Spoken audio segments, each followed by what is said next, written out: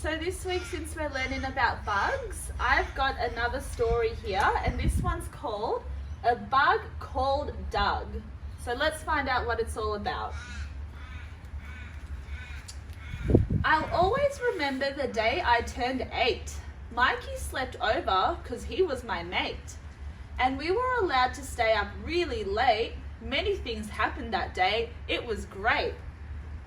All afternoon we had fun with my toys and wrestled about. After all, we were boys. Mike got my head in his trademark headlock.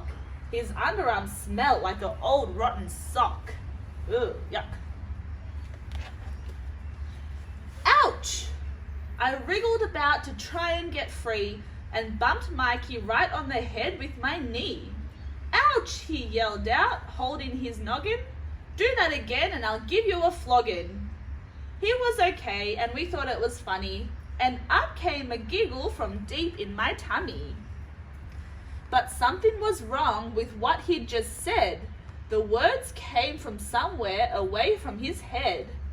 Watch where you're going, we heard something say. Your big clumsy human feet get in the way. Watch where you're going. Who do you think said that? Something from down underneath the bed. Let's find out. We had a quick peek underneath Mikey's bed, and there sat a creature that filled us with dread. Its skin looked all scaly and scary and smelly. It seemed to have hair growing out of its belly. Mike screamed in terror, "It's true what they said! There actually are monsters under the bed!" Do you really think it's a monster though? Let's see. My mother walked in saying, "What's all this noise? What are you up to, you grotty young boys?" I was so frightened I barely could speak. I managed to whisper to Mum, "Have a peek." She sighed in frustration while closing the door and crouched down beside me and Mike on the floor. "What's up?" she asked as she knelt down beside us. I've never met boys who were so scared of spiders. "That isn't a spider. Look closer," I choked. My voice filled with fear fairly crackled and croaked. She bent down and said, "It'll only be toys left on the floor by a couple of boys." What do you think it is? Have a little think. If it's not a spider, what else could it be? Then Mike and I watched as her eyes became wide. "Get away from that thing, Drew and Mikey," she cried. "Go grab your grandfather's old cricket bat. We'll clobber the thing, and that will be that." Then in walked my sister, her name is Daisy. When she saw the monster, things really got crazy. My mother screamed out, "Will somebody squish it?" Daisy shrieked, "Take it outside and wash it." "The most hideous, filthiest thing I've ever seen. Get rid of it now. Who knows where it's been?" Look at it. All of a sudden, the creature yelled out, "You humans are crazy and I'm clearing out." It scuttled right past at a furious pace and ran through the garden with us giving chase. We flew down the path with the thing just ahead and followed it into the old garden shed. I think it just wants to be left alone. You may think to go in that shed was a blunder. By now, though, our terror had shifted to wonder. Then Mike, in astonishment, quietly said, "I'm not afraid of that thing from under my bed.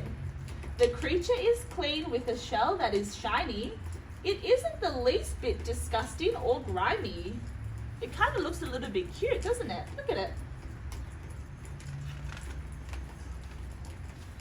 Mike saw this creature for just what it was, a beautiful beetle and native to Oz. Colourful, gentle, and not at all scary, nor was it even the slightest bit hairy. So I checked out the bug that was there on the floor. I knelt and looked closely like never before. It turned its big eyes up towards me and stared. It was then that I knew I was no longer scared. Look, it's got a bit of a smile on him. You're right, Mike, I told him. We found a new bug. And as of this moment, we're calling him Doug. And in a small voice like a whispering croak, the creature opened his mouth and spoke. I'm a native bush cockroach, an Australian bug, and I want you to know that I like the name Doug.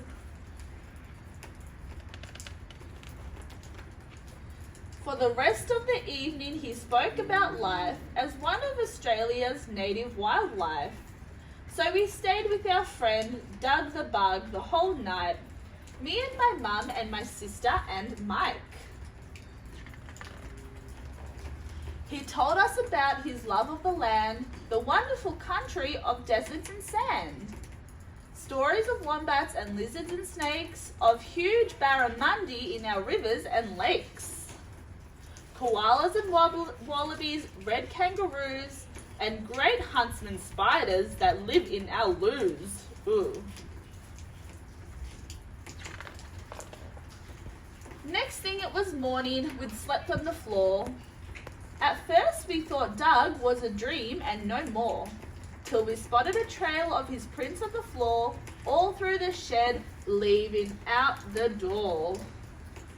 He'd gone to the garden, maybe to roam, through the great Aussie bush, his land and his home. The end. So kinders, it was just a friendly little bug and his name was Doug. So sometimes when we see little insects and bugs outside or inside, we don't always have to get rid of them. See ya!